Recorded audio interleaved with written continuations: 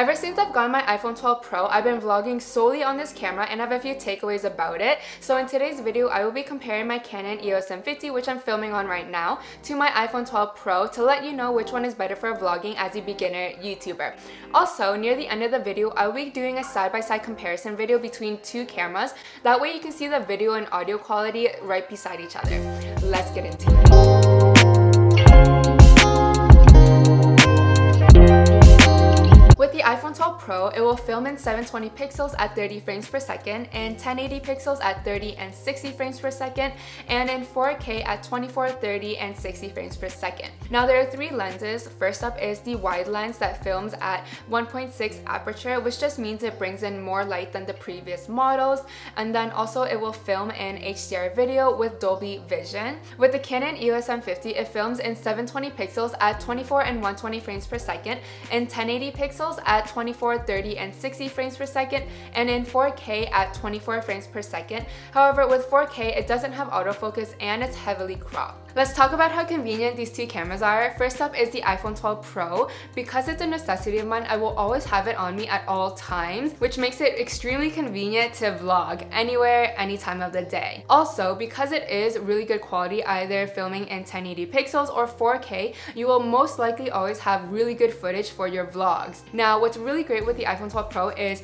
it is so convenient since everything you need is in one device. Your microphone, your lens, your storage, your battery. You just have to make sure your battery is decent enough and then go to the camera setting and start vlogging. It's just that easy and so quick, especially if you decide to vlog your day outside of your house. Let's say you want to go to a restaurant, you're going out with friends, going to the mall, whatever it is so nice that you don't have to think about anything when it comes to the iPhone 12 Pro. And because it's something you'll most likely bring with you at all times, it's just another convenient factor that you don't have to think about it. If you want to shoot something, you just take it out and film right then and there. So let's go over the battery portion of it. How long will it last if you decide to vlog an entire day, especially if you're going out? It really depends how often you're going to use your phone, if you're going to go on social media, make calls, how often you're going to video, how often you're going to take photos. But for me, it will last about half a day or up to an entire day, but never an entire day. With the Canon EOS M50, it's much more convenient than the DSLR, but it's not as nearly as convenient as vlogging with your phone. Because with my camera, there's a lot of factors you have to think about when you're vlogging. If you're vlogging at home, it's really not that bad because everything you need is at home and it's stationary, so setting it up will only take a couple seconds.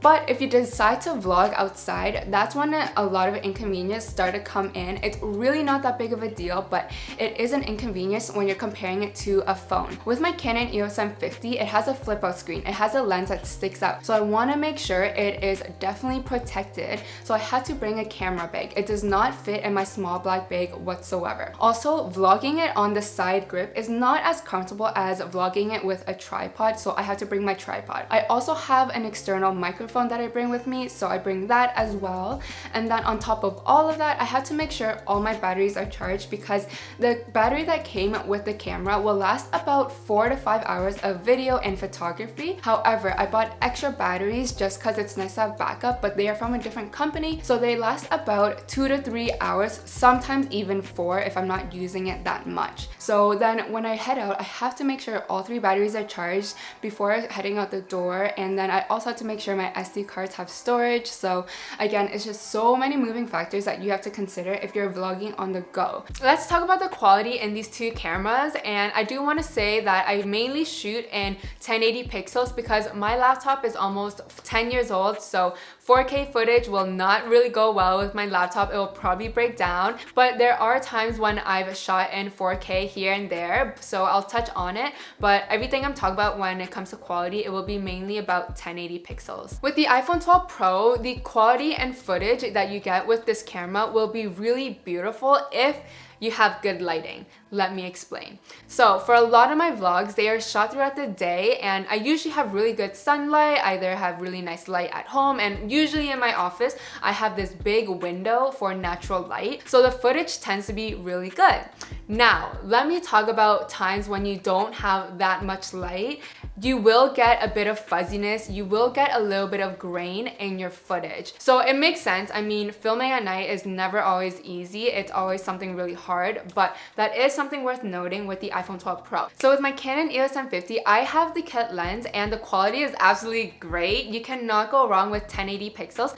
I find that the color is much more rich with my Canon EOS M50 than my 12 Pro. However, with 4K footage, you get a bit of downfalls, not in quality, but with the settings. With 4K, it is heavily cropped and there isn't autofocus, so it's much more harder to film yourself with the 4K footage. And I've done it here and there, but not often because of those downfalls. But again, it is possible. Let's say you want to shoot a really nice B-roll, you might just have to stand a little farther and play with the focus a little longer if you truly want that footage. Another reason why I prefer to film with my EOS M50 is the settings. This body will allow you to change the settings. Let's say I look a little yellow, I can change it to make it a bit more cool tone because my main source is my window and sometimes the sun is really bright and I look really yellow, or vice versa, I look really pale because there's no sun. So with the settings, I can definitely change it to be a bit more cool, a bit more warm, to add some color into me or take away a bit of color. With the 12 Pro,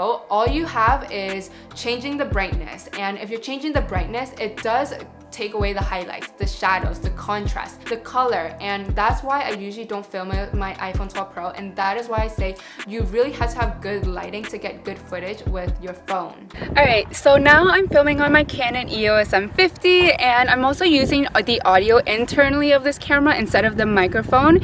And yeah, so let me know how you like the quality. I'm also holding my iPhone 12 Pro in my other hand right now, so my hair is kind of going in my face. And let's switch to the iPhone 12 Pro. I'm using the front-facing camera and then also no external microphone, so it's just the audio internally. And I'm walking as well on like a bumpy grass, so hopefully you can see the difference in stabilization because there is more stabilization in the iPhone 12 Pro than the Canon EOS M50. So let me know if you see a difference at all.